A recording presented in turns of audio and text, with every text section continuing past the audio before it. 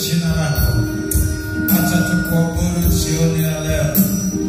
Acha tukusifu jioni ya leo. Acha tulikuze jina lako. Acha tuliabudu jina lako. Wewe ni mtakatifu. Wewe ni Mungu mwenye nguvu. Asante Roho Mtakatifu. Asante Mungu uliye hai. Asante Mungu mwenye nguvu. Peke yako ni Mungu mkuu. Peke yako ni Mungu mwenye nguvu. Peke yako ni Mungu unayeishi. Hatujaona Mungu mwingine kama wewe. Ndio maana maserafi na makerubi wanashindwa cha kusema, wanabaki wakisema mtakatifu, mtakatifu, mtakatifu Bwana wa majeshi ndilo jina lako. Nasi jioni la Mungu tunakuabudu tukisema mtakatifu, mtakatifu, mtakatifu wewe ndiwe Mungu. Haijalishi kumekuwa na miungu mingapi, lakini wewe ni Mungu wa miungu. Haijalishi watu wameabudu vitu gani, lakini hizo ni sanamu tu, ni kazi ya mikono ya wanadamu. Lakini wewe ni Mungu uliyeziumba mbingu na nchi. Ndio maana tunakuabudu tukisema wewe ni mtakatifu. Wewe ni mtakatifu Bwana wa majeshi. Oh, niseme nini mbele zako Bwana? Maserafi, makerubi wanaimba haleluya, haleluya. Hebu tusimame chini tumwabudu Mungu. Ina mikono yako mbele za Bwana. Mwabudu.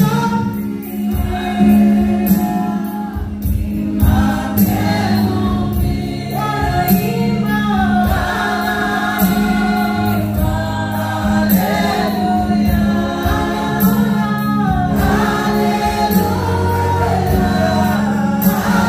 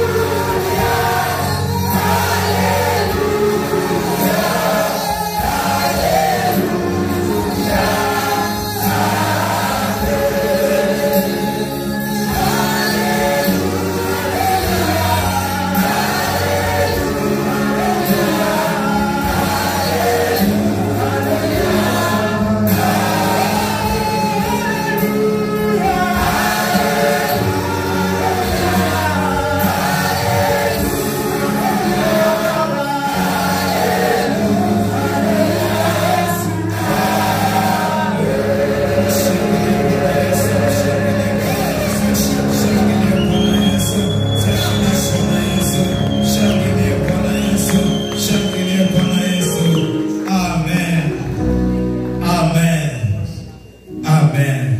Mungu abariki waimbaji. Unaweza kwenda kukaa kidogo. Bwana Yesu asifiwe.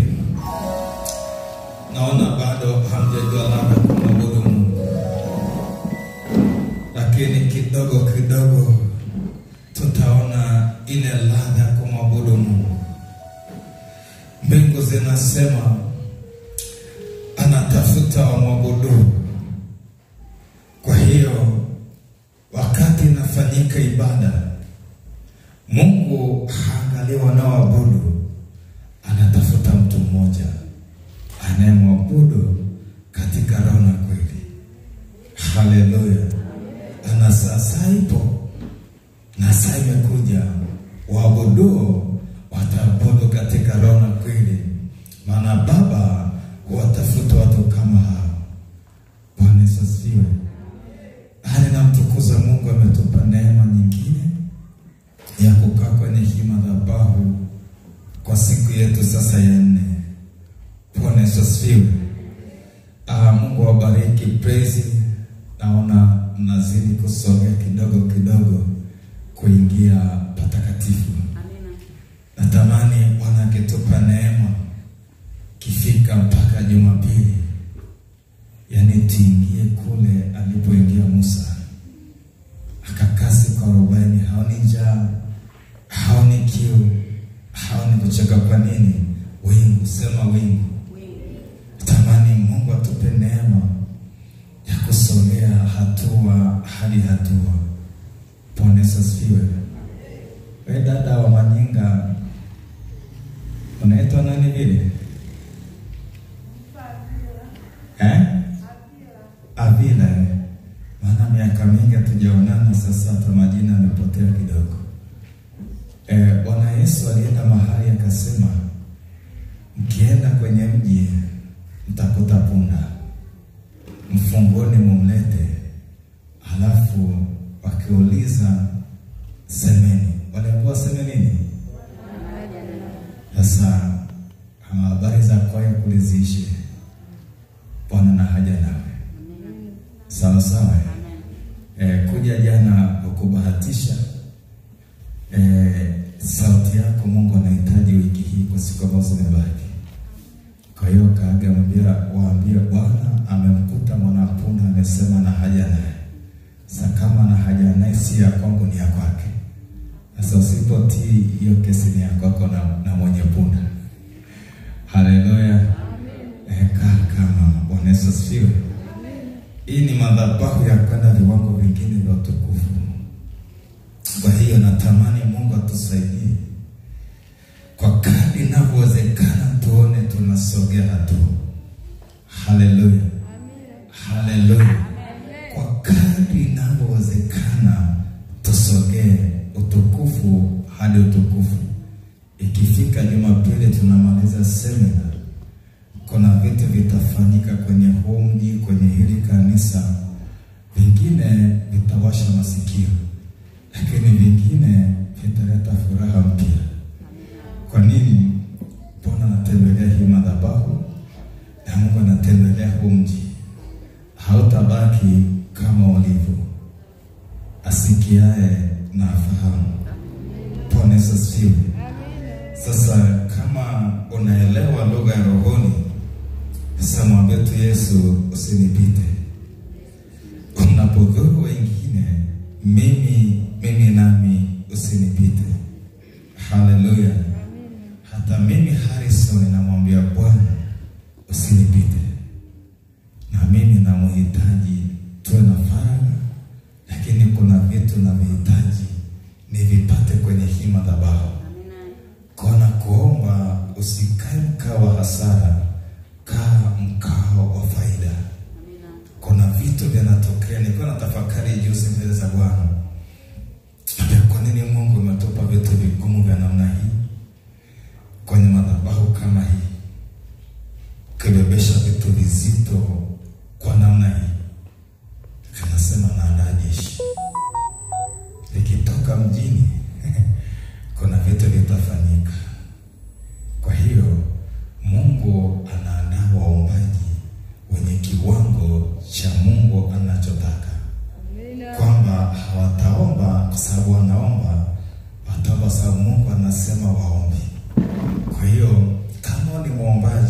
unafuatilia Facebook na uko hapa kanisani, jua kama uko gereji. Na baada kutoka gereji kuna vitu vitatendeka ambavyo utamshanga Mungu, ulikuwa unasema nilikuwepo ila ulikuwa hujanipa nafasi. Haleluya. Amina. Haleluya. Amen. Haleluya. Amen. Kuna vitu naviona kwenye hii madhabahu vitadhihirika na si vitu vidogo. Haleluya. Amina. Kwa hiyo connect na hilo wingu. Amina. Usiwe mtazamaji, uwe mchezaji. Wala usiwe mwandishi wa habari, bali uwe mchezaji. Amina. Waandishi wa habari wanaangalia ili wapeleke taarifa kwa watu wengine, lakini wao wapo kikazi kuandika taarifa, lakini wengine ni watazamaji. Mechi inachezwa, wao ni watazamaji. Na mara nyingi mtazamaji ile shabiki ana uchungu kuliko anayecheza kiwanjani. Sasa mtu anacheza uwanjani, lakini shabiki ni mchezaji kuliko mchezaji. Sasa natamani uwe mchezaji, uwe ndani ya ligi, ili Bwana anapojifunua uwe nao ni sehemu ya mchakato wa Bwana kujifunua. Bwana asifiwe. Amina. Sasa leo tuna ujumbe unaosema maarifa juu ya kufunga na kuomba. Maarifa juu ya kufunga na kuomba. Maarifa juu ya kufunga na kuomba. Kuna kitabu ambacho kwa kweli tunakisoma sana na tunakielezea. Biblia inasema mahali, watu wangu wanaangamizwa kwa kukosa maarifa. Sasa moja ya kesi ambayo sio nzuri sana ni kukosa maarifa katika maombi. Moja ya vitu hatari na vitu vigumu sana ni kushindwa kuomba katika maarifa ya Mungu aliye hai. Kuomba ni kuomba, lakini ukiomba nje ya maarifa, hasara yake ni kubwa. Ni bora usiombe kuliko kuomba nje ya maarifa. Haleluya. Amina. Nilipita mahali katika ulimwengu wa roho, nikakuta kuna timu kubwa sana ya maombi inaomba sana. Mungu akanipa kuchungulia ile madhabahu, halafu akaniambia, laiti angetokea mtu afunge milango hapa wasiombe, lakini kwa picha, macho, nyama na damu ni waombaji wenye heshima na wenye vitu vikubwa. Lakini shida si kuomba, ila vile wanavyoomba. Shida ni unavyoomba, sio kuomba. Sasa kuna watu wanapita kwenye mazingira magumu na ya hatari, lakini walijifunga wenyewe kwenye kuomba, au walifungwa na wengine kwenye kuomba. Bila shaka jana kuna kitu umekipata.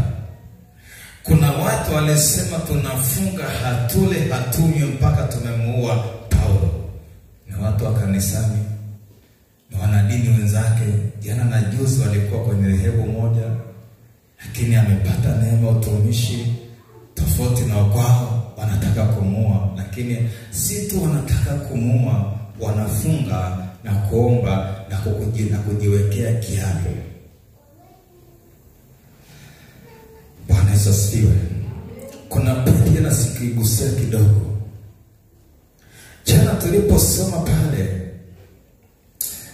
Biblia ikasema kwamba kama binti akijifunga kwa kiapo na baba yake akasikia kile kiapo, na baba yake akanyamaza kimya, asikitengue kile kiapo.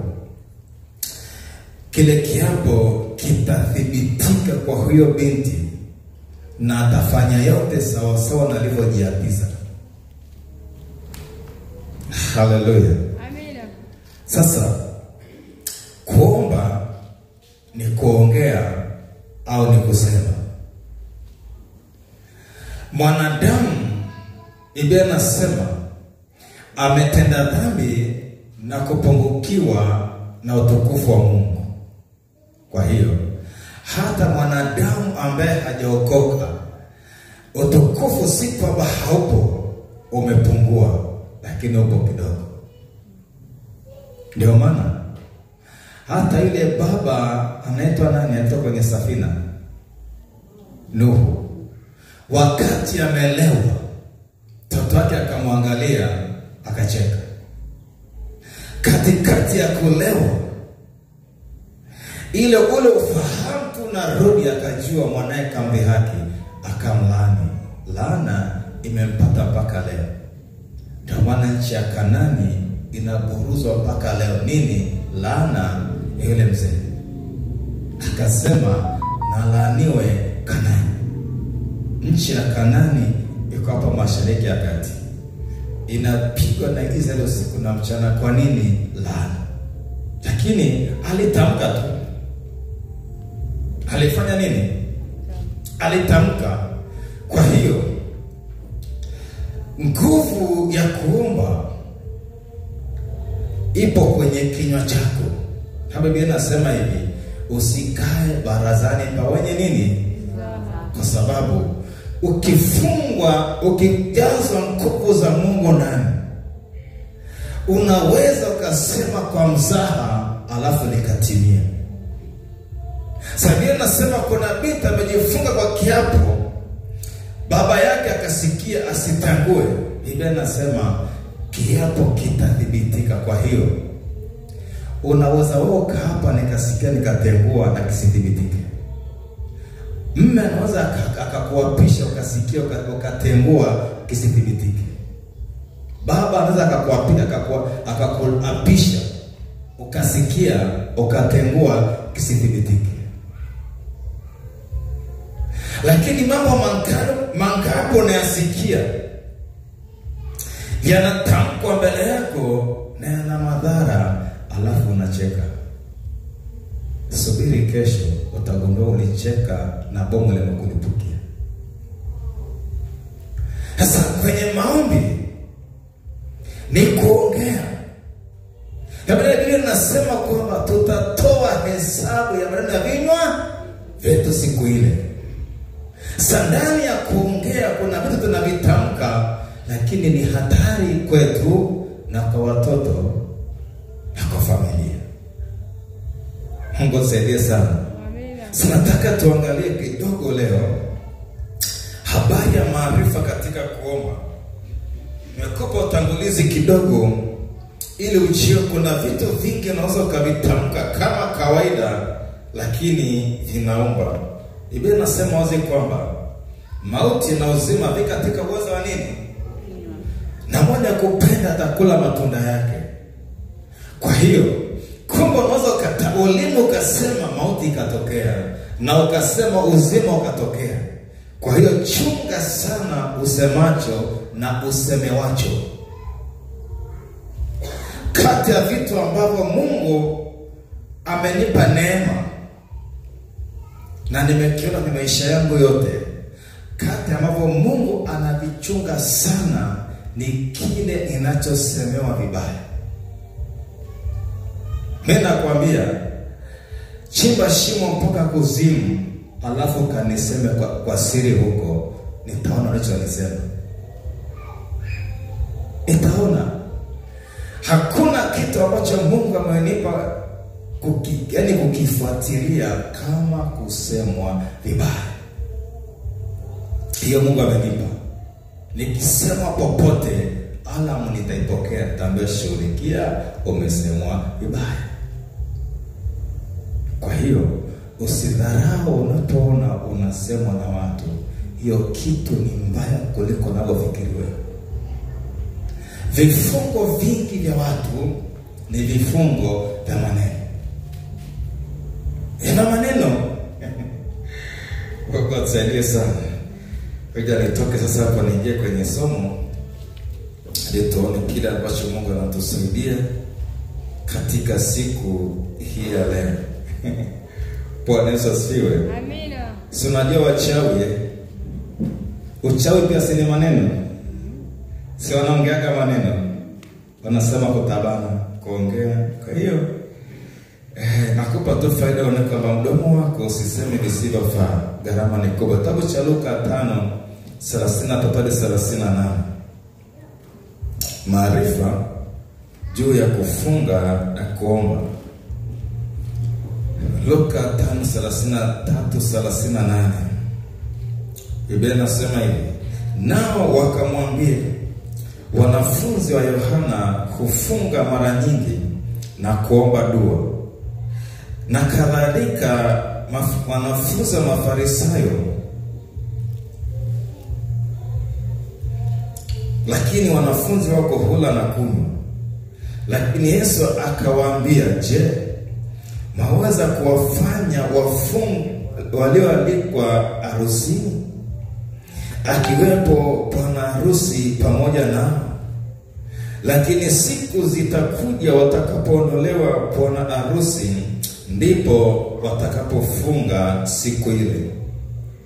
Akawaambia na mithali, hakuna akataye kiraka cha vazi jipya na kukitia katika vazi kuukuu. Kama akitia, amelikata lile vazi jipya, na kile kiraka cha vazi jipya hakilingani na lile vazi kuukuu. Wala hakuna mtu atia divai mpya katika viriba vikuukuu. Kama akitia ile divai mpya, itavipasua vile viriba, divai yenyewe itamwagika na viriba vitaharibika. Lakini divai mpya sharti kutiwa katika viriba vipya. Bwana Yesu asifiwe. Amina. Haleluya kanisa. Amen. Hapa tunakuta madhabahu tatu. Madhabahu ya kwanza imejengwa na Yohana Mbatizaji. Ina ibada, ina kufunga na kuomba. Madhabahu ya pili imejengwa na Mafarisayo. Ina ibada na kufunga na kuomba dua. Madhabahu ya tatu imejengwa na Bwana Yesu. Tuseme haya ni makanisa matatu yanafanya ibada. Sasa katika tembea wanafunzi wa Yohana na Mafarisayo wakafuatilia, wakaona wakati wao hufunga na kufanya ibada, wenzao lile kundi la Bwana Yesu anaposema wanafunzi, sio tu wale 12, kulikuwa na 70, kulikuwa na 120, lakini ile kusanyiko lote la wanafunzi wa Yesu. Hasa wanashangaa, wanatafuna Jumatatu mpaka Jumatatu nyingine. Lakini Mafarisayo wanafunga kwa juma mara 2 na wanatoa fungu la 10 kwenye mapato yao yote. Sasa wanashangaa, hii madhabahu ya tatu ya Bwana Yesu, utukufu wake ni mkubwa sana. Wafu wanafufuka, viwete wanatembea, visiwi bubu wanafunguliwa. Lakini ile madhabahu yenye kufunga na kuomba, hakuna utukufu, hakuna matendo makuu ya Mungu aliye hai. Haleluya. Amina. Sasa nikuulize, kwenye hizi madhabahu tatu, wewe leo upo madhabahu ipi?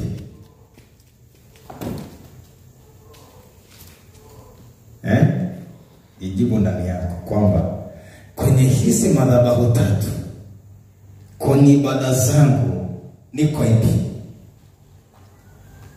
Najua wakati na tafakari kana shangaa sana, nikasikia wengi wenu mpa kwenye madhabahu ya Yohana Mbatizaji na madhabahu ya Mafarisayo. Sasa nikahoji, kwa namna gani? Sasa nikapata picha kwamba wale walifunga kimapokeo, kisheria na taratibu. Wale walifunga baada ya jaribu kutokea. Walifunga baada ya msiba kutokea. Sasa Yesu na wanafunzi wake hajatoa maelekezo yote ya kufunga na wao hawafungi. Ila kwenye neno letu la msingi ndio akawaambia namna hii haitoki isipokuwa kwa kusali na kufunga. Ndio mara ya kwanza anatoa maelekezo ya kufunga. Lakini hakuweka taratibu mfunge mara 2 kwa wiki, au mfunge wakati mwezi mchanga, au mfunge wakati mwezi unazama, au mfunge au hakusema. Alichosema namna hii haitoki isipokuwa kwa kusali na kufunga. Sasa wewe leo unapofunga, hufungi na bwana harusi, hufungi na maelekezo ya bwana harusi. Kwa hiyo kuna wakati bwana harusi anasema saa hii ni muda wa pati. Pati ni lugha nyingine. Wakati huu ni wakati wa kula na kunywa na kufurahi. Alafu wewe umefunga. Umefunga kwa neno la nani? Maana walitembea miaka 3 hakuna kufunga. Chakula kimepungua, mikate mingapi leta? Wanakula wanasaza. Miaka mingapi? No kufunga. No kufunga. Haleluya. Amina. Sasa wewe umefunga sawa na wanafunzi wa Yohana Mbatizaji. Ndio maana umepata magonjwa. Ndio maana hakuna matokeo ya funga yako. Umefunga nje ya maarifa. Nataka naangalia kama hawanioni. Tumeshibona. Mbona natuvuruga? Bwana Yesu asifiwe. Amina. Sikuvurugi, ila ile maarifa yatokee, lazima akili yako idaki kitu kipya. Andika, wanafunzi wa Yohana Mafarisayo walifunga kimapokeo. Wanafunzi wa Yohana na Mafarisayo walifunga kimapokeo na kwa sheria, na hii haikudhihirisha neema ya Mungu. Wanafunzi wa Yohana na Mafarisayo walifunga kimapokeo na kwa sheria, na hii haikudhihirisha neema ya Mungu. Wanafunzi wa Yohana na Mafarisayo walifunga kimapokeo na kwa sheria, na hii haikudhihirisha neema ya Mungu. Pointi ya pili, wanamaliza kuandika. Wanafunzi wa Yohana na Mafarisayo walifunga kimapokeo na kwa sheria, na hii haikudhihirisha neema ya Mungu. Bwana Yesu asifiwe. Shamaliza kuandika? Pengine ba. Wanafunzi wa Yohana na Mafarisayo walifunga kimapokeo na kwa sheria, na hii haikudhihirisha neema ya Mungu. Pointi ya pili, ili neema idhihirike lazima kuwe na kiriba kipya na divai mpya. Ili neema idhihirike lazima kuwe na kiriba kipya na divai mpya. Ili neema idhihirike lazima kuwe na divai mpya na kiriba kipya. Turudi kwenye Mathayo 17:21. Mathayo 17:21. Lakini namna hii haitoki ila kwa kusali na kuomba. Lakini namna hii haitoki ila kwa kusali na kuomba. Bwana Yesu asifiwe. Hasa amezungumza,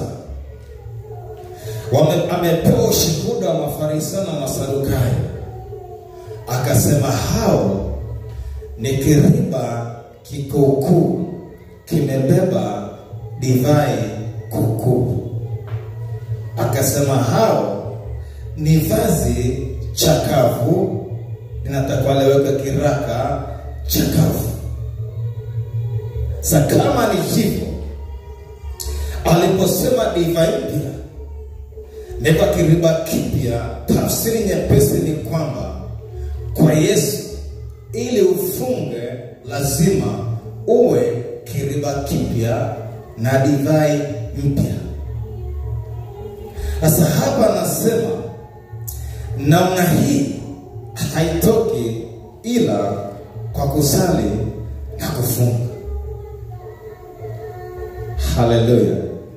Kama kasema hivyo kwamba si kila kitu unatakiwa ufunga na kuomba, ila kuna jambo maalum utasemeshwa kwamba hili ndio namna hii haitoki, lazima ufunge, lazima uombe. Lakini kuambiwa hivyo haijatosha. Lazima urudi useme sawa, wameniambia namna hii haitoki isipokuwa kwa kufunga na kuomba. Nifunge namna gani, kwa jinsi gani? Ni mtu anayetafuta nini? Maarifa. Sasa umeambiwa namna hii haitoki ila kwa kufunga na kwa kuomba, alafu unafunga kwa neno la nani?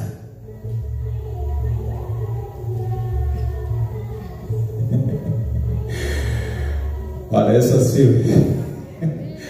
Anataka tumeshana na tupoteza hatukuelewi kabisa. Haleluya. Amen. Kwa mfano naambiwa namna hii haitoki isipokuwa usafiri. Nikupa lugha nyepesi. Namna hii haitoki isipokuwa usafiri. Alafu natoka stendi na begi, alafu unaulizwa unaenda wapi? Sema nimeambiwa ni safiri. Unapanda basi la wapi? Unaanza kunielewa?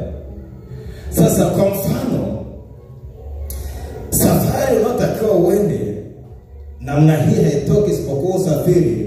Unatakiwa usafiri mpaka Dar es Salaam. Nauli 20,000. Ya daladala sina boda 5,000. Ya chai kidogo 5,000. Imekuwa ngapi? 30. Sasa umeambiwa namna hii haitoki isipokuwa kwa kusafiri. Umetoka na 8,000 unaenda kusafiri ili itoke. 8,000 inaishia wapi? 8,000 inaishia wapi? Msamo, si ndivyo? Lakini kusudio ni Dar. Kwa ingawa umesafiri, umefika Morogoro, haitoki. Maana namna hii haitoki mpaka ufike Dar es Salaam. Kwa huwezi kabeba begi isipokuwa umeambiwa unatakiwa uende Dar. Na kama unaenda Dar, kuna mavazi ya kuendea Dar na mavazi ya kuendea Morogoro, hayafanani. Kuna begi la kuendea Dar na begi la kuendea Morogoro, hayafanani. Morogoro ni trip ya kwenda na kurudi, utakuwa labda na kabegi tu ka akiba mkononi, lakini kuna nguo ya akiba, utaenda utarudi. Lakini kama ni Dar, nataka ukae siku 3, utakuwa na begi lenye nguo za kubadilisha, lenye taulo, lenye mswaki, dawa ya mswaki, kuwe na ndala. Kwa lazima begi itakuwa kubwa. Hasa wengine wakurupukaji, umeambiwa kwenye hili jaribu funga, unafunga siku 7. Uliambiwa siku 7.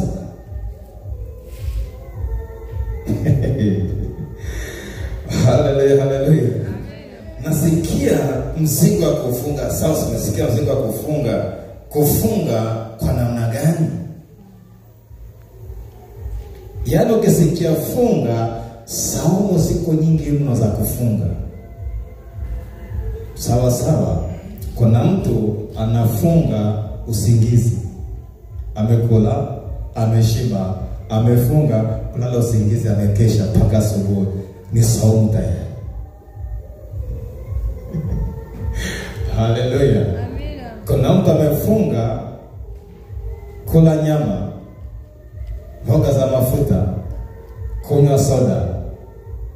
Amefunga anakula ugali na mboga isiyokuwa na mafuta, kafunga. Na ipo kibiblia kabisa. Ipo kibiblia kabisa. Sasa unaambiwa kufunga, funga gani? Funga namna gani? Sasa hapa kwa sababu tunakosa utulivu wa kukaa na Mungu, tunakosa kuona neema. Amesema kiriba kipya na divai mpya.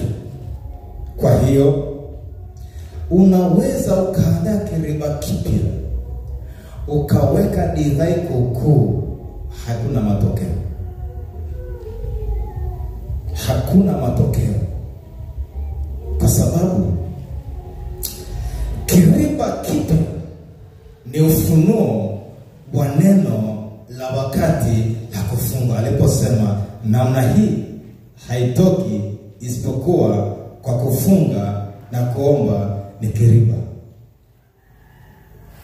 Lakini pointi ya pili, kufuata maelekezo kwenye kufunga kunafungua divai mpya ndani ya maelekezo. Au tuseme kwa Kiingereza upako. Sasa ukisikia kufunga hujapata maelekezo, upako hauji, utafunga mwenyewe na Yesu haipo. Lazima upate neno na tafsiri yake na maelekezo yake ndio uchukue hatua. Sasa haya yote yatatokeaje wakati huna utulivu kwa Mungu wako? Utayapatia wapi haya yote? Huna utulivu, huna muda kukaa na Mungu wako. Hayo yatatokeaje kwako?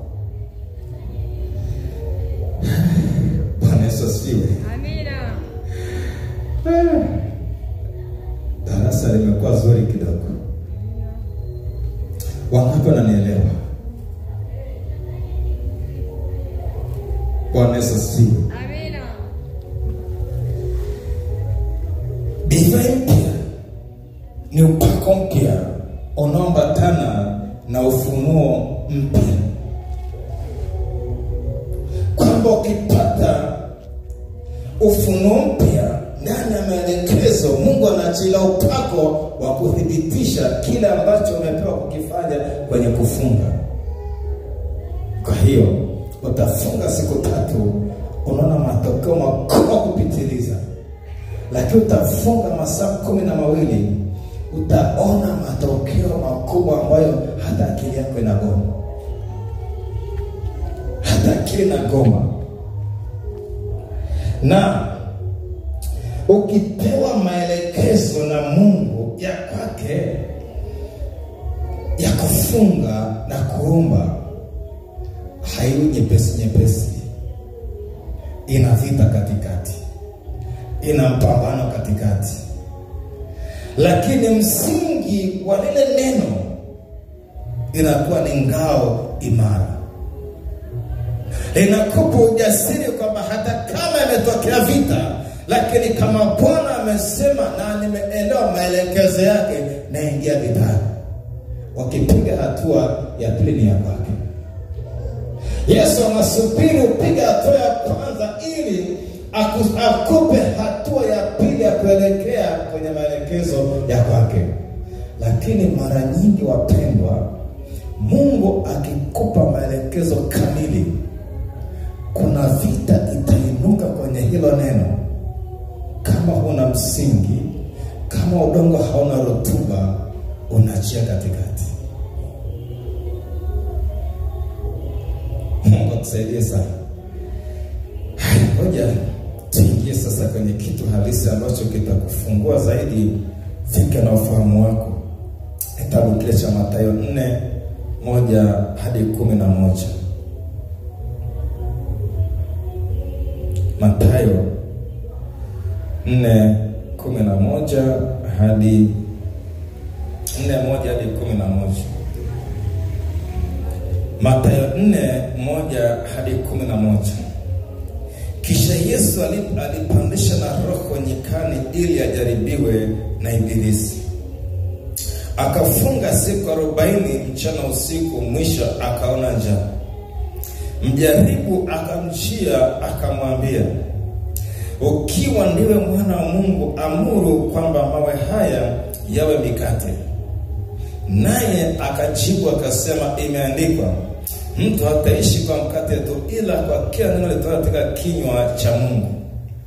Kisha Ibilisi akamchukua mpaka mji mtakatifu, akamweka juu ya kinara cha hekalu. Akamwambia, ukiwa ndiwe mwana wa Mungu, jitupe chini, kwa maana imeandikwa, atakuagizia malaika zake na mikononi mwao watakuchukua, usije ukajikwaa mguu wako katika jiwe. Yesu akamwambia tena, imeandikwa, usimjaribu Bwana Mungu wako. Kisha Ibilisi akamchukua mpaka mlima mrefu mno, akamwonyesha miliki zote za ulimwengu na fahari yake.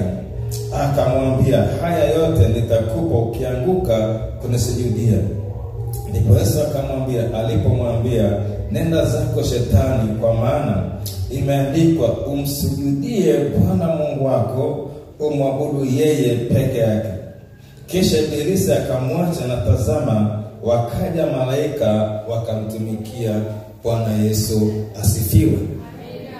Sasa hapa utanielewa vizuri zaidi kuliko pale kwanza. Nimekufundisha kwa siku 2-3 kwamba tunaingiza kwenye kuomba na presha majaribu, sio Mungu. Sasa hapa tunaona Bwana Yesu ameongozwa na Roho Mtakatifu kwenda jangwani ili akajaribiwe. Kwa hiyo Roho Mtakatifu alimbeba akampeleka jangwani ili ajaribiwe. Nikuulize swali, alifunga wakati wa jaribu au kabla ya jaribu?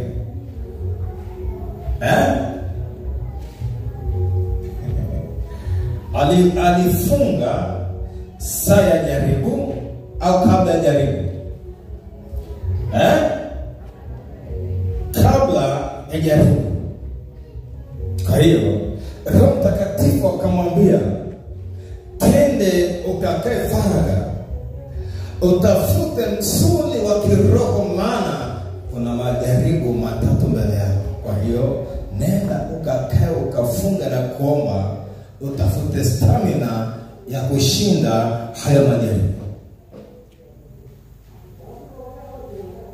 Anasema akaanza na Roho Mtakatifu kwenda jangwani ili jaribiwe na Ibilisi. Pointi inakuja hapa.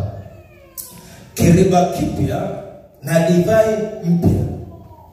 Amepewa maelekezo, akachukulia hatua.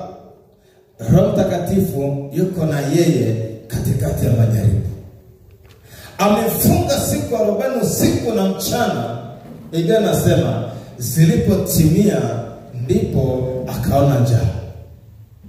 Kwa hiyo jaribu la kwanza kabla ya shetani kuja lilikuwa linaitwa njaa. Tumelisikia sawa sawa? Biblia inasema zilipotimia akaona njaa. Kwa jaribu la kwanza lilikuwa kwenye mwili wake. Mwili ukasikia njaa, ukatafuta kula. Na mjaribu alipokuja, alipitia kwenye jaribu la mwili wake na nafsi yake. Anasema, ikiwa ni mwana wa Mungu, liamuru jiwe hili liwe mkate. Kwa nini? Alijua ana njaa. Kwa hiyo mwili na shetani vilimjaribu kwa pamoja. Sijui kama naelewa watumishi wa Bwana. Amina. Mwili ulianza jaribu la kwanza la njaa. Shetani kuja akapita kwenye kile ambacho Yesu anakihitaji zaidi. Jaribu la pili akaambiwa kingine, la tatu kingine. Lakini pointi yangu ya msingi kwamba aliongozwa na Roho kuna jangwani kujaribiwa. Alifunga na kuomba siku 40, ndipo majaribu yakaanza. Sasa kwetu sisi leo, Mungu anapoona kuna jaribu mbele yako, cha kwanza anakuambia funga, omba. Anakuambia funga, omba siku 3. Funga, omba siku 7. Funga, omba siku 4. Sasa ule wakati limekuja neno, linatafuta kiriba kipya, kipokee divai mpya, ile nguvu ya neema ya kukuvusha iingie kazini saa ya kujaribiwa kwako. Lakini unasikia alam ya kufunga, unasema niko bize, nimeajiriwa, nina biashara, nina kilimo, nanyonyesha. Subiri, kuna saa Yesu atasema hivi, nilipokuja saa kufanikiwa kwako ulikataa. Anasema nami nitacheka saa ya msiba wako. Kwa mara nyingi kabla ya jaribu kwanza inakuja taarifa ya kufunga na kuomba. Yesu akasema hivi, ombeni msiingie majaribu. Kwa ukiona saa hii unafunga na kuomba havitokei, kumbuka kwanza kuna siku Mungu alikufuata katika amani, katika furaha, akakwambia funga, omba, kuna kesha ya machozi. Ukagoma. Ile kesha ya machozi yanakukuta huna stamina, huna nguvu, huna uimara. Yaani unachukuliwa kilepesi kabisa. Kwa nini? Huna maandalizi ya kupita unakopita. Lakini kwa mtu ambaye ni mtii na mwelekevu wa moyo, anapata taarifa, anafunga kabla ya jaribu. Jaribu likija, yeye anayepita kwenye jaribu ana amani, ila wale wa pembeni wana msiba kuliko aliye na jaribu. Hivi mnanielewa hapa? Naelewa kidogo watumishi wa Bwana. Kwa kuna kitu kinatufundisha hapa waombaji. Kukwama kwetu ni kukosa utii kwa Mungu wetu. Kuna mahali anatuita tufunga na kuomba kabla ya msiba, ili ukija tushinde pasipo kuzimia njia. Lakini mara ngapi Mungu amekufuata ukago? Piga hesabu tu. Umeahirisha mara ngapi maelekezo ya Mungu ya kufunga? Umeahirisha mara ngapi? Bwana Yesu asifiwe. Amina. Huyo mama Rosi hapa ni shahidi. Miaka 20 nyuma nilikuwa nafunga na zaidi ya kufunga siku 7, siku 14, siku 20. Muulizeni siku ametolea. Hebu tuambie, anachosema Mzava ni kweli au sio kweli? Nilikuwa nafunga, yani nilifunga na zaidi ya kufunga. Kipindi nilikuwa nakaa hapa chini hapa karibu na mabuyu pale, picha tunasali hapa, yani 7, 14, 21 ilikuwa ni wimbo wa kawaida kabisa. Alikuwa ni wimbo wa nini? Wa kawaida. Kila ukikana ambiwa kuna mzigo unatakiwa ufunge na kuomba. Sasa kuna siku si kama Rozi anakubali, kuna siku kamwambia Yesu, sasa nimefunga na kufunga, hata mke wangu hakule sasa hanielewi tena. Sasa naomba kama nataka nifunge, kaniagie kwa mke wangu. Alafu Yesu akamfuata akamwambia, mmeo anatakiwa afunge. Alafu akaniambia, Mungu wako ameniambia unatakiwa ufunga. Na nilimwambia kama akakwambia sasa jipange, kuna siku 21 au 10 ngapi. Lakini Mungu aliniagia kwa mke wangu. Kwa nini? Vilizidi. Amina. Muda tunatakiwa tukapalilie mahindi, nimefunga ndani. Utapaliliaje? Sasa kuna saa mpaka kawa hanielewe. Sema huu ni uvivu, hutaki kazi. Kaambia Yesu, kama unataka niagie kwa nani? Akanienga sema, sasa hii nalipa hii. Haleluya. Sasa wakati ule ilikuwa natengenezewa msuli wa miaka ya leo. Naweza nikapiga semina hata 7 sijafunga hata siku hii. Lakini ule msuli wa kule. Kuna siku nikamwambia, sasa akaambia, Baba Gido, leo nafunga. Kaambia, unafunga kwa sababu gani? Akasema, we nyamazia hapo. Kipindi kile ulifunga sana. Mimi sasa hivi na mimi nataka nifunge. Yuko hapo muulize. Nasema miaka ile ulifunga sana. Na mimi niache sasa nifunga. Kama una amani mke wangu, funga. Amina. Sasa kuna wakati bwana harusi alikuwa haipo, hakuna harusi, hakuna sherehe, nilifunga. Lakini sasa hivi aisee, tupo kwenye pati na Yesu. Na kufunga, tunakula ugogo asubuhi, tunakula mchana jioni, lakini upako upo, utukufu upo. Amen. Yale majira kufunga nilifunga. Fikiri upige 7 kavu. Yani siku ya kwanza no maji, no juice. Ya pili, ya 3 mpaka ya 7 nilipiga siku 21. Ile siku ya 7 jioni ikapata kikombe cha maziwa kidogo. Kesho yake kikombe cha chai, jioni cha uji. Siku zikaenda 21 nyingine, 7 kavu. 14 asubuhi, jioni kidogo. Siku 21 zikaisha. Na chomoka aisee ni mtu mwingine. Amina. Haleluya. Amen.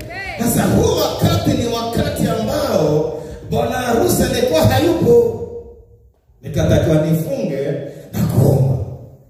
Sasa hivi nikifunga yani na boosti. Nitumia lugha gani nzuri? Inasema yani kurenyuko boosti au kuhuisha. Sasa hivi nikifunga na huisha. Lakini nishafunga kwa ajili ya huduma. Amina. Haleluya. Amen.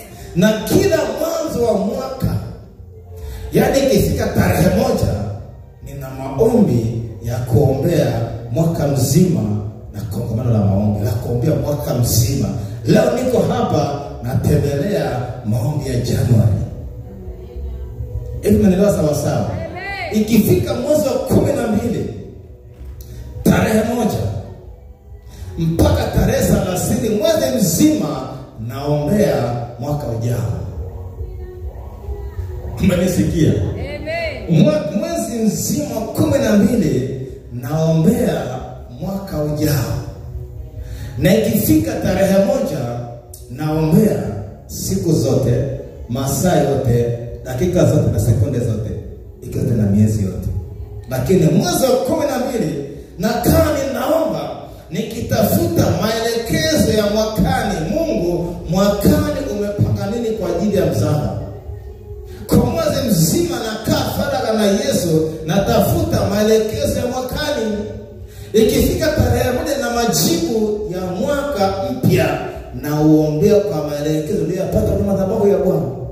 Mwambie mwenzangu, wewe je?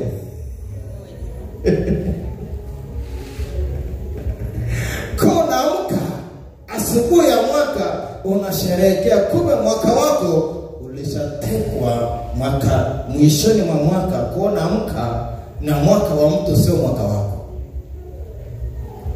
Kwa nini kafara zinafanyika sana mwezi wa 12? Kwa nini ibada zinafanyika sana mwezi wa 12? Watu wanateka mwakani. Nikaambiwa na Roho Mtakatifu, sasa ili wana mwaka uombee mwaka wako kabla hujatokea, ili upate maelekezo ya mwaka mpya. Kwa nikiingia tarehe 1 naombea maelekezo ya Mungu ya mwaka mpya. Kwa wiki zote, masaa yote, siku na dakika zote. Kwa hiyo saa hii natembea kwenye maombi yangu ya mwanzo wa mwaka. Ombeni msiingie majaribu. Haleluya. Amina. Maana watu kuna akili zimeingia sasa. Kwa hiyo ukitoka ukienda kufunga, utafunga kwa madhabahu ya Yohana Mbatizaji wala ya Mafarisayo. Utafunga kwenye madhabahu ya mwana kondoo aliye hai. Atakwambia, mwanangu, namna hii haitoki isipokuwa kwa kufunga na kuomba. Sema asante Baba. Okay, kwa namna gani? Siku 3. Hizo siku 3 nafunga fungaji.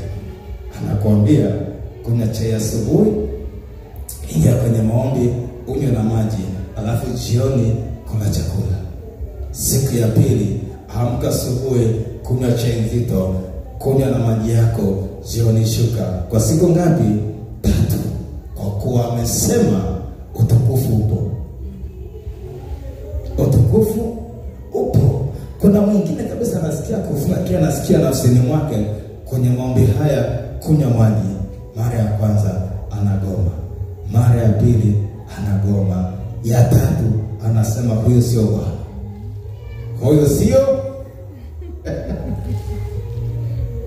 Alafu katikati ya maombi unachoka, hata kuomba huwezi, umelala tu. Si bora usifunge sasa? Maana kufunga lazima uombe. Sasa umefunga, umechoka, umelala tu chini flat. Uweza sema Yesu unajua tu, anajua umefeli kujaomba kwenye kufunga kwako. Maana anasema mtasali na kufunga. Kuna wakati tulikuwa tunamwomba na wanatimu, sema Mungu, tutafunga siku 7, hatutakula, hatutakunywa. Kasema hapana, mtakaa kwenye maombi, mtakula, mtakunywa. Kaambia mtumishi, tutakula, tutakunywa. Cha ajabu sasa, kwenye mifuko hatuna pesa ya kula na kunywa. Mungu akasema, kwa kuwa nimesema mtakula, mtakunywa, nitawaletea chakula na soda, mtakula, mtakunywa. Siku ya kwanza, siku ya pili, kaja mtu anataka maombi madhabahuni.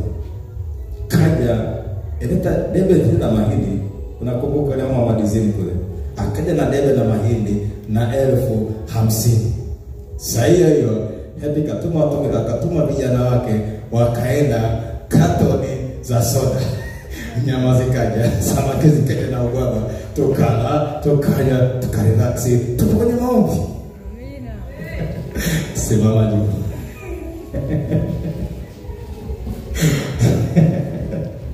Anawapa na mifano hai. Na Mungu alikuwepo na akatuhudumia. Ndio maana ameleta vyombo kama leo tunaserebuka vilizaliwa kwenye maombi ya miaka hiyo. Haleluya. Wastahili wewe Bwana kupokea utukufu.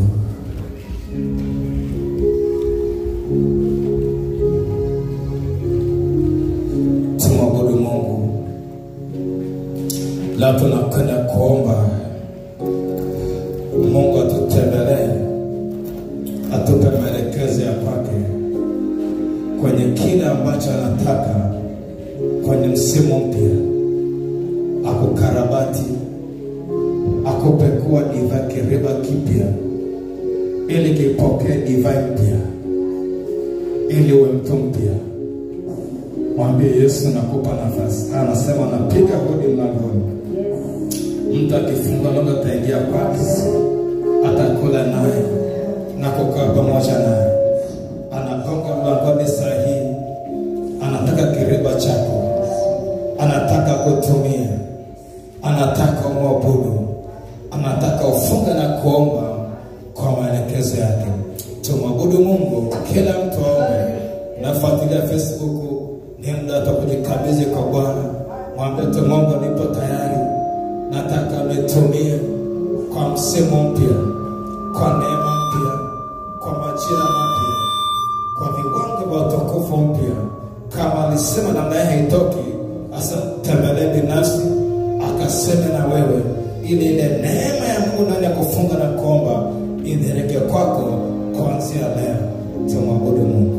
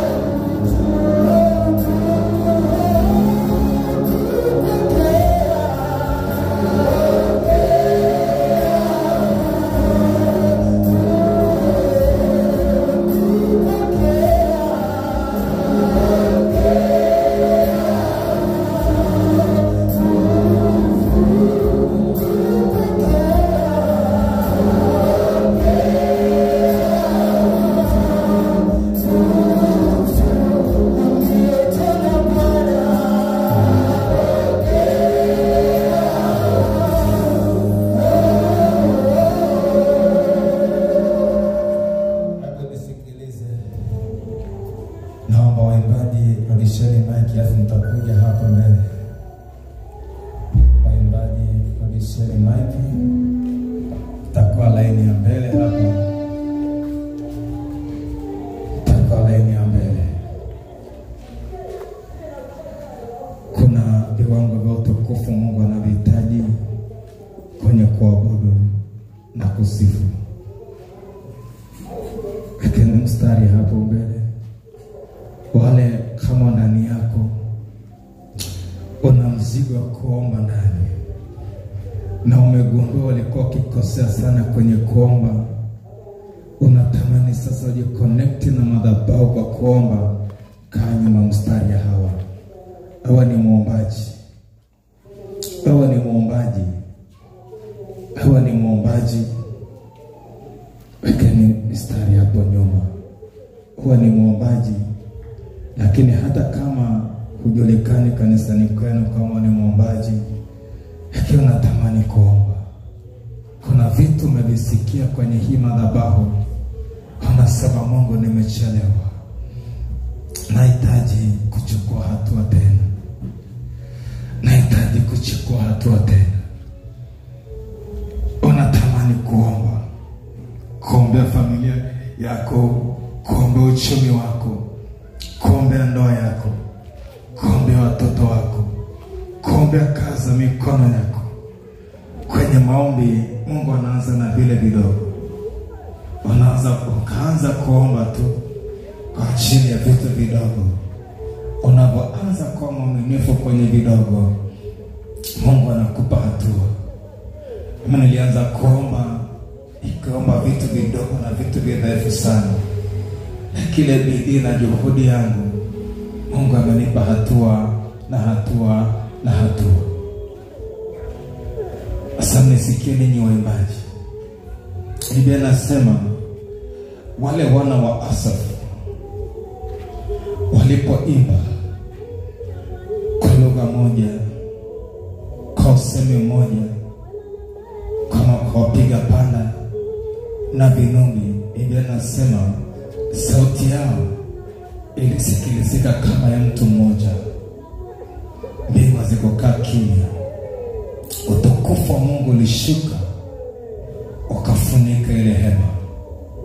Hata makuhani taratibu siku ile zilisimama, mapokeo yalisimama, maana mwenye nyumba aliingia kwenye nyumba. Mungu akananiambia, Harrison, nahitaji watu wanaelewa wakati huu na majira haya. Nahitaji waimbaji ambao wataimba katika uzuri wa utakatifu.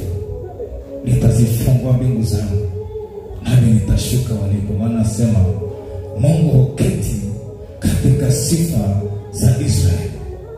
Sio kila sifa zinampa Mungu keti, ila ni sifa maalum, ni sifa special. Sasa Mungu anatafuta watu. Naiona madhabahu kubwa sana iko mbele. Ina utukufu mkubwa sana. Ina utukufu mkubwa sana. Kile Mungu anataka kwenye hii madhabahu apate waimbaji. Ni majira siku za mwisho. Mungu anataka ajifunue, anataka ajidhihirishe. Lakini waimbaji wengi wanaimbia kwenye nyua za Bwana. Daudi anasema, nitaingia nyuani mwako na kuimba. Mungu anataka utoke nyuani uingie patakatifu, kisha usogee uingie patakatifu. Ukiingia patakatifu, watu wanapona, watu wanafunguliwa, mapepo yanatoka. Kwa nini? Ule utukufu ulioingia unawaambukiza kwa watu, wanamuona Mungu. Kwa hiyo tuache mazoea. Umekuwa ni muombaji wa miaka mingi, unaomba, lakini kuna viwango vya utukufu hujafika. Kuna majibu hapa. Sema, Mungu uliye hai.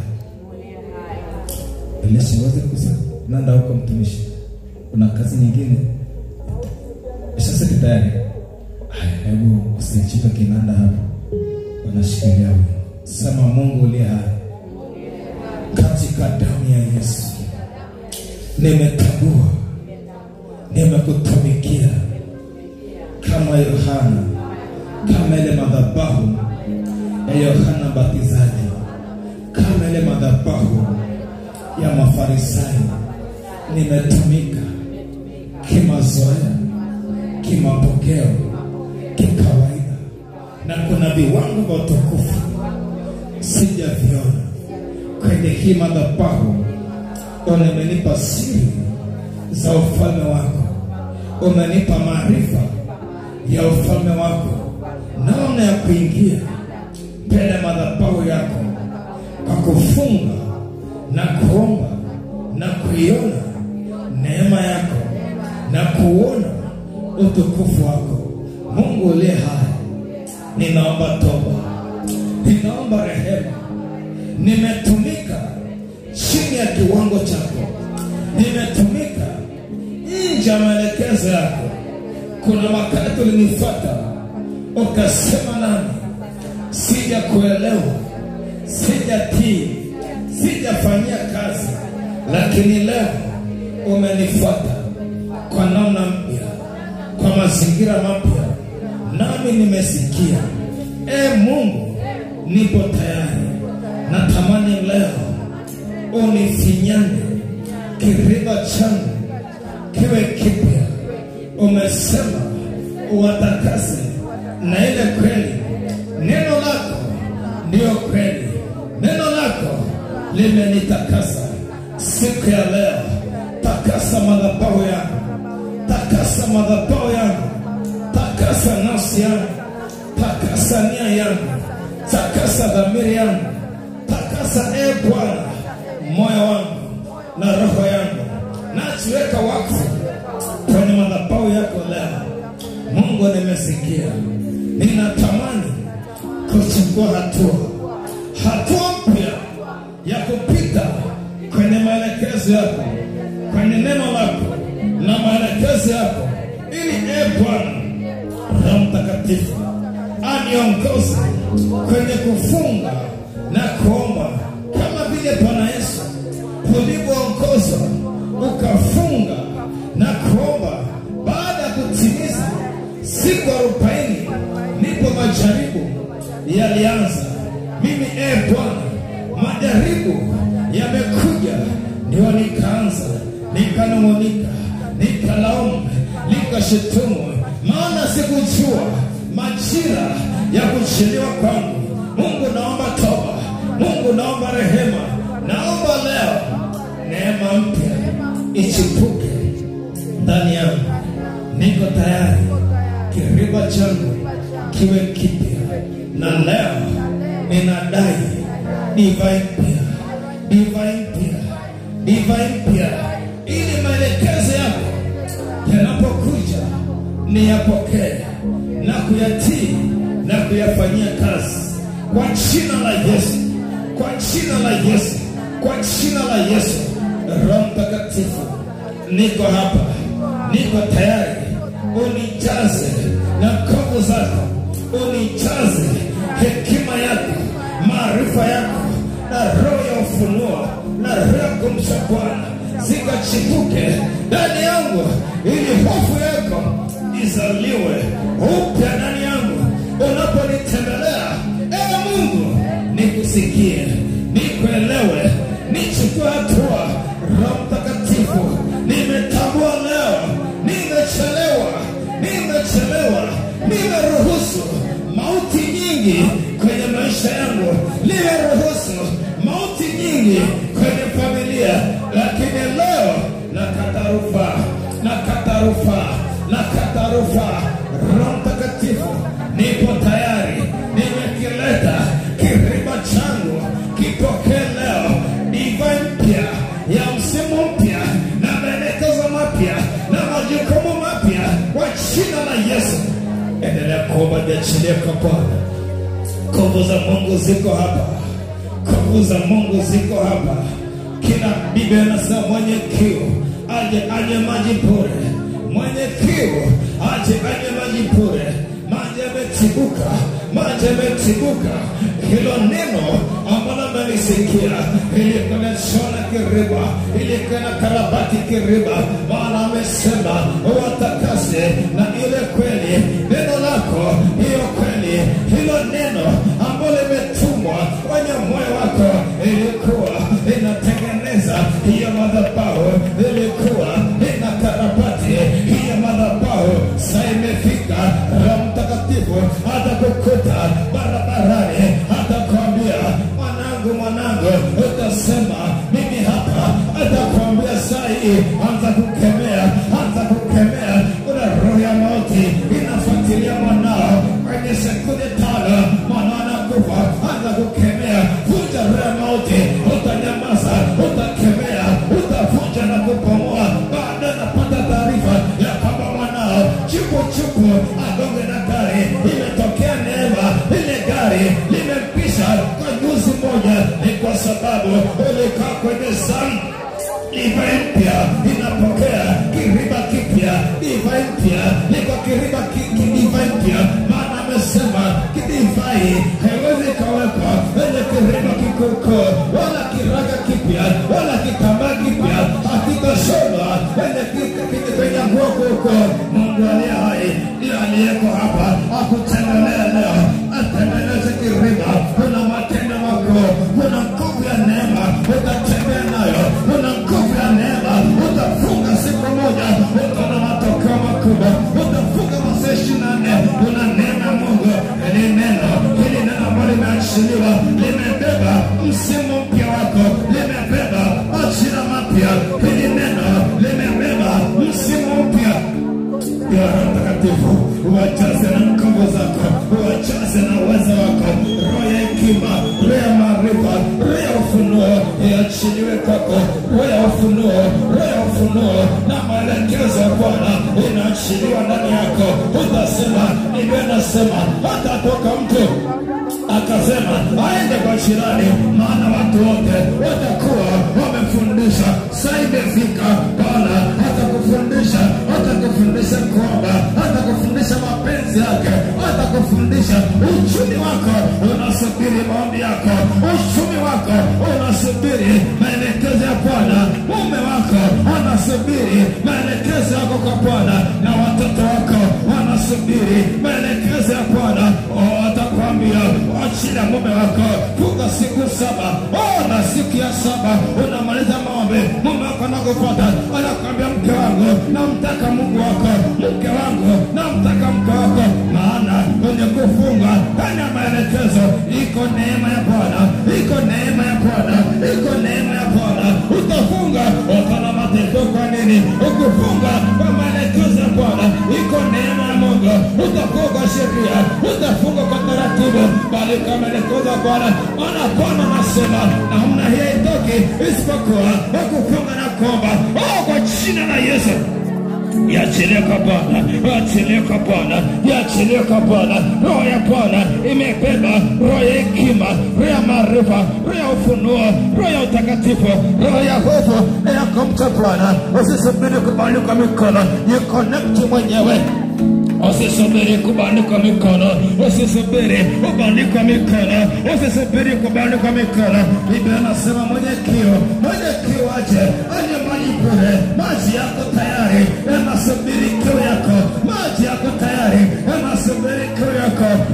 Bwana, sijaona namna hii. Wewe ni Bwana, umekupendeza, umekuchilia, umeona kuja uyajibu maswali yetu, umeona uje uyajibu maswali yetu. Maana tuwesema tumefunga hauoni, tumelia hauoni, lakini umesema hatukufunga katika sheria yako, hatukufunga kwenye maelekezo yako. Tumekuja na kiriba kikuku, tunatafuta niba mpya. Tumekuja na mavazi makuku, tunatafuta kiraga kipya. Haiwezekani namna hii, haiwezekani namna hii. Baba, tumekuja leo na viriba vipya. Tunaomba Bwana, roho ya uzao, roho ya uzao, roho ya uzao, roho ya kuzaa, roho ya uzao, roho ya uzao, roho ya uzao, roho ya uzao, roho ya kuzaa kitu. Yes, yes, yes, yes, yes, yes. njoo hapa. Happy. Leta mama Australia, mama mchungaji, mama Agape sogea hapa mbele msofe. Dada Bagala sogea hapa mbele. Mama sema kiposile sogea hapa mbele. Sogeni hapa, sogeni hapa. Kuna roho ya kuzaa kitu. Kuna roho ya uzao. Ile tena hawa watatu watu nyinyi hawa watatu wasogea hapa. Hawa watatu wasogea hapa. Kuna roho ya kuzaa kitu. Kuna roho ya uzao. Na huyo na huyo na huyo. Kuna roho ya kuzaa na huyo na wasogea. Na ile pale mbele wasogea hapa juu. Kuna roho ya kuzaa kitu. Something happened. Something happened. Kuna roho ya kuzaa. Kuna roho ya kuzaa. Kuna kitu kinazaliwa. Kuna kitu kinazaliwa. Mtakatifu sahi anatuletea pepo. Anatuletea pepo. Anatuletea pepo la kuzaa. Anatuletea pepo la kuzaa. Kuna kitu kinazaliwa ulimwengu wa roho. Roho Mtakatifu anazaa waombaji. Anazaa waombaji. Anazaa waombaji. Anazaa waombaji. Waombaji wanazaliwa katika ulimwengu wa roho. Iachilia kwenye mstari, iachilia huko. Iachilia. Something happened. Kuna kitu kinatokea. Kuna kitu kinatokea. Kuna kitu kinatokea. Kuna kitu kinatokea. Kuna kitu kinatokea. Roho ya kuzaa. Roho ya kuzaa kitu. Hebu nisikilize. Hebu nisikilize. Utakuwa unapita. Unagusa tumbo la pita. Gusa tumbo la pita. Utagusa na tumbo. Gusa tumbo la pita. Gusa tumbo la pita. Wenda wewe. Uongurumu hapo. Uongurumu hapo utasaidia watu. Wewe mama mawakili. Utasaidia kusaidia watu. Hebu pita gusa tumbo. Utasaidia watu wasaidia chini. Hebu pita gusa ile tumbo. Kuna roho ya kuzaa. Kuna kitu kinazaliwa. Kuna roho ya watu pale. Saidia watu wasaidia chini. Kuna roho ya kuzaa. Kuna roho ya kuzaa. Kuna roho ya kuzaa. Kuna roho ya kuzaa. Something happened. Kuna kitu kinatokea. Acha Bwana alikukuze jina lake. Acha Bwana alikukuze. Acha Bwana alikukuze. Kuna kitu kinazaliwa. Kuna kitu kinazaliwa. Roho Mtakatifu anazaa waombaji. Anazaa waombaji. Wenye kupenda vitu vikubwa. Wenye kubeba vitu vikubwa. Wahudumu pesa. Wahudumu. Nimwambia hudumu nyie. Hamjaelewa. Maana kuhudumu. Msaidia watu wasianguke. Roho Mtakatifu. Nguvu zako. Roho ya kuzaa. Ya kuzaa maji. Something happened. Roho ya kuzaa. Unyuma endelea kuomba. Huko kama endelea kuomba. Ni connect na madhabahu.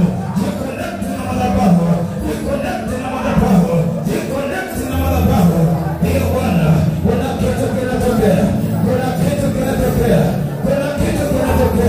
Na nyuma ya watu, Roho Mtakatifu, upako wa kuzaa, roho ya uchungu wa kuzaa, uchungu wa kuzaa wa maji, roho ya uchungu, roho ya maombolezo, ukasema, niitie wanawake, waliostari, wakuomboleza, wakatuombolezee, maana mauti unachukulia madirishani.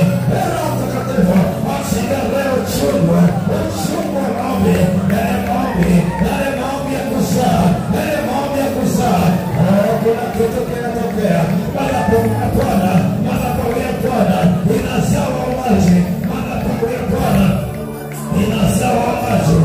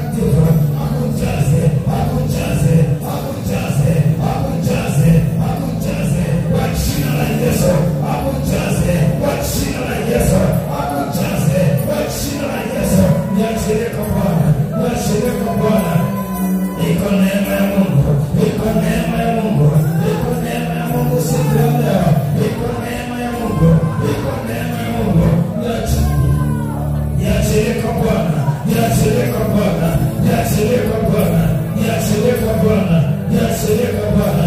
Inuka, inuka mbele za Bwana. Roho Mtakatifu. Kuna mahali Mungu anakusubiri. Kuna mahali Mungu anakusubiria. Kuna mahali anakusubiria. Acha kila kitu. Achia ulivyoshika. Achia vilivyoshika. Bwana anakuandalia vitu vikubwa mbele yako. Kuna vitu vikubwa. Nafsi yako imesongwa na mambo mengi. Nafsi yako imesongwa na vitu vingi. Kuna milima mbele yako inasubiri neno la Bwana kinywani mwako ili iweze kuzinyetea, iweze kuwa tambarare. Kuna milima mbele yako inasubiri utii wako, inasubiri ito yako. Kuna mamlaka ya Mungu inasubiri utii wako. Nyenyekea kwa Bwana, nyenyekea kwa Bwana, nyenyekea kwa Bwana. Usitumie akili zako, usitumie maarifa yako, usitumie akili zako zinakukwamisha, usitumie kiriba kikuku akitabeba diva mpya. Hicho kiriba kitabeba hiyo diva ambayo inatibiwa na Bwana. Niachilie kwa Bwana, mpe Mungu nafasi, mpe Mungu nafasi. Kuna matendo makuu, iko mamlaka ya Bwana, iko mbele yako. Inasubiria utii wako, inasubiria utii wako, inasubiria utii wako. Nyenyekea kwa Bwana, nyenyekea kwa Bwana. Roho Mtakatifu nisaidie. Amekwama mahali, amekwama mahali, amekwama mahali. Roho Mtakatifu mbele kwenye mlima, ukamwonyesha uzuri, ukamwonyesha uzuri. Ili Bwana afanye mapenzi yako, afanye mashauri yake, afanye mashauri yako. Acha nayoona, acha nayosikia, bali asikie neno la Bwana, asikie maarifa ya Bwana, asikie ufunuo wa Bwana. Washinde sheria. Roho Mtakatifu, ni majira ya siku za mwisho. Unahitaji huduma kwa ajili ya kazi yako. Unahitaji huduma kwa ajili ya kazi yako. Unahitaji huduma kwa ajili ya kazi yako. Roho Mtakatifu, ifuate hii huduma, ifuate hii huduma, ifuate hii huduma, ifuate hii huduma. Ulimfuata Yona, ulimfuata Yona, ulimfuata Yona. Mfuate alipokwama, mfuate alipokwama, mfuate alipokwama. Ukamtoe, akafanye mapenzi yako, akafanye mashauri yako kwa jina la Yesu. Roho Mtakatifu, namtegemeza kwako, namtegemeza kwako. Macho yake hayaoni, macho yake yamepigwa pofu. Fungua macho yake, macho yake ndani yatiwe nuru, macho yake ndani yatiwe nuru, yatiwe nuru. Uone Bwana, uone Bwana, umsikie Bwana, uone msimu wako, uone majira yako, uone nyakati zako, na ukamfuate Bwana, ukamfuate Bwana. Usiwe na usuru, usiwe na usuru, usiwe na usuru kwa jina la Yesu. Roho Mtakatifu, wewe ni Mungu mwaminifu. Hii ni madhabahu yako, inabeba vitu kwa ajili ya ufalme wako. Mungu aliye hai, nimeona kile ulichoweka ndani yake.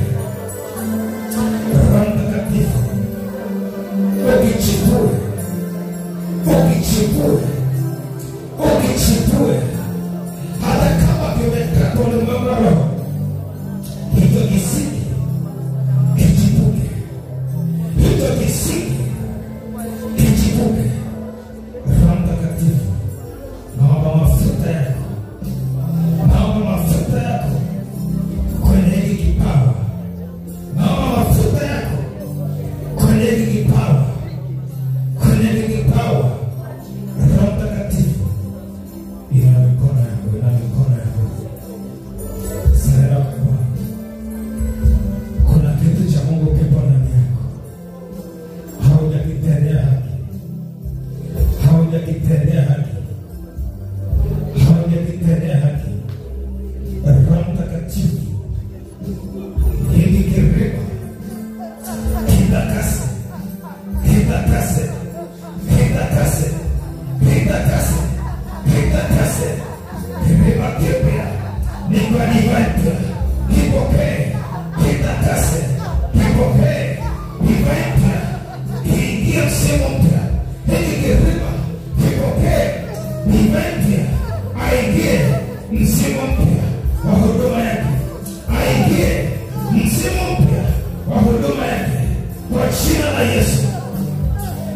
jina la Yesu, kwa jina la Yesu. Happy joy, happy joy, happy machozi. Combatez le vite, combatez le vite, combatez, combatez, combatez, combatez.